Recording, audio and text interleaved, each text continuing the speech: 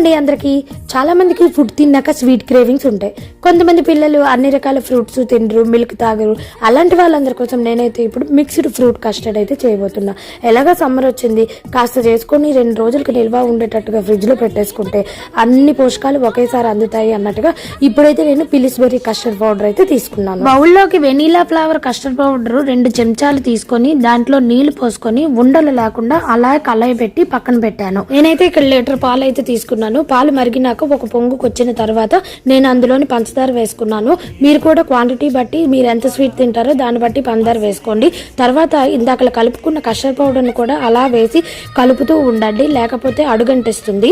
మందంగా thick consistent వచ్చినంత వరకు కూడా కలపండి. దగ్గర అయ్యాక అన్ని ఫ్రూట్స్ వేసేయండి ఎక్సెప్ట్ ఆరెంజ్ తప్ప. మా ఇంట్లో ఉన్న అన్ని ఫ్రూట్స్ నేను వేసేసా, కావాలంటే వీడియోలో చూడండి. డ్రై ఫ్రూట్స్ కూడా వేసాను. అన్ని పోషకాలు మీ పిల్లలకు ఒకేసారి అందుతాయి. ఫ్రిడ్జ్ లో పెట్టుకుని 2 రోజులు కూడా తినచ్చు.